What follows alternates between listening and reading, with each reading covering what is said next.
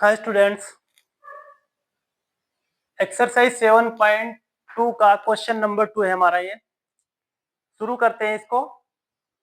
बहुत ही आसान क्वेश्चन है। Question number 2, in triangle ABC, जो ट्रायंगल एबीसी है उसमें एडी लाइन परपेंडिकुलर है किस पे, बीसी पर, और बाइसेक्ट कर रही है बीसी को। ये लिखा हुआ है, AD is the perpendicular bisector of BC. Perpendicular भी है और बीसी को बाइसेक्ट भी कर रही है, यानी कि हाफ हाफ कर रही है बीसी को।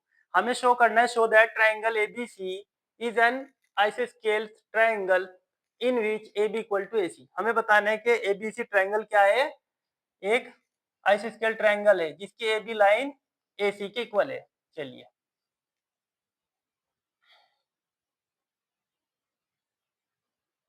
ये हमने ट्राइंगल बना लिया ए बी सी, इसका नाम रख लिया हमने।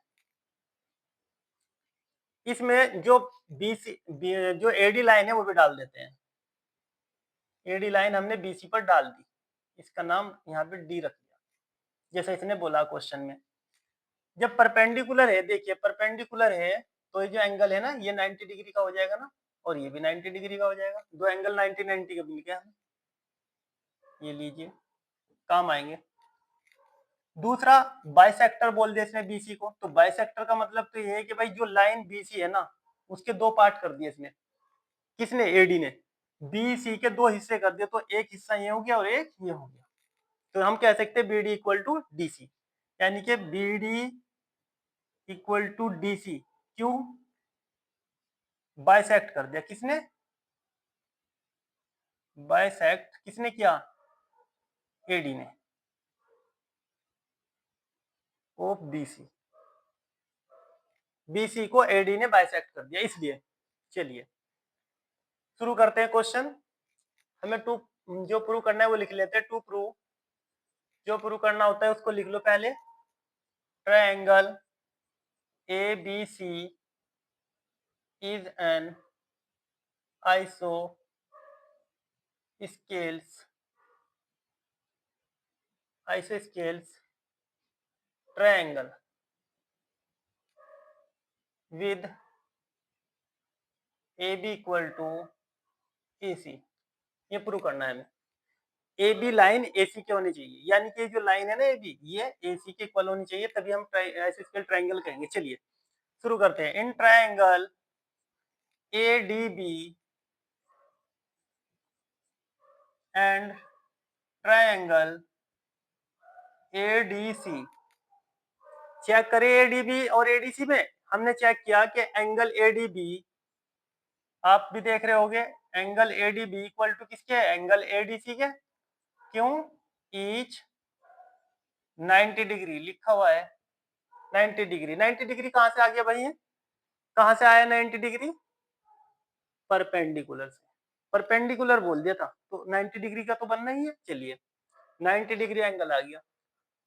फिर दूसरा पॉइंट है कि जो लाइन बीडी है वो किसके है? डीसी के। वो भी समझ में आ गया होगा, मैंने स्टार्टिंग में बता दिया था। क्या है? बाइसेक्ट कर दिया उसने। किसने करा? बाइसेक्टर। किसको? Of BC. ठीक है, किसने करा? एडी ने करा। ये लिख सकते हैं, ठीक है, ये लिख दिया मैंने, एडी बाइसेक्ट ऑफ बीसी। यहाँ को लिख लो, एडी बाइसेक्ट ऑफ बीसी। ये भी हो गया। दो पॉइंट मिल चुके हमें। तीसरा पॉइंट देखो, पढ़ो इसको। A D B A D C, A D B A D C, ये जो लाइन है ना एडी, ये कॉमन है, दोनों में पढ़ी जा रही है, ए डी बी और ए डी सी, यानी कि दोनों के लिए, इसके लिए भी है, इसके लिए भी है। तो हम लिख सकते हैं A D equal to A D common. ये हो गया कॉमन, सही है। तो लिख सकते हैं so triangle A D B congruent triangle, congruence हो गया ये एडीसी बाय किस, कौन सा क्राइटेरिया लिया गया? एक तो हमें एंगल मिल गया, एक साइड मिल गई, दूसरी साइड मिल गई, तो एंगल साइड साइड, ठीक है, रूल ये आ गया। अभी प्रूव नहीं हुआ, ये सिर्फ हमने कॉन्ग्रुएंट यानी कि हमने देखा कि ये पूरा का पूरा ट्रायंगल इस ट्रायंगल के इक्वल हो गया, सेम शेप सेम साइज के हिसाब से कॉन्ग्रुएंट हो गया, यानी कि सभी चीज इसके बराबर है, यानी कि इस ट्रायंगल की एडीबी की हर चीज एडीसी के इक्वल है। तो जो ये लाइन है ए बी एसी के इक्वल होगी, तो हम लिख सकते हैं A B equal to A C by CPCT by CPCT, सही है ना। बाय सीपीसीटी के थ्रू ये लाइन हमारी इक्वल हो गई। और जब ये लाइन इक्वल हो गई, किसी ट्रायंगल की दो लाइन जब इक्वल हो जाती है तो आइसोस्केल ट्रायंगल बन जाता है, आइसोस्केल ट्रायंगल का हल आएगा वो।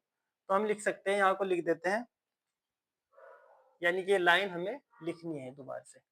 चलिए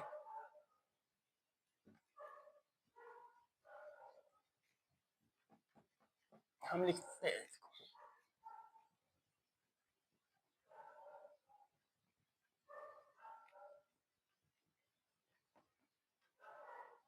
triangle A B C is an isosceles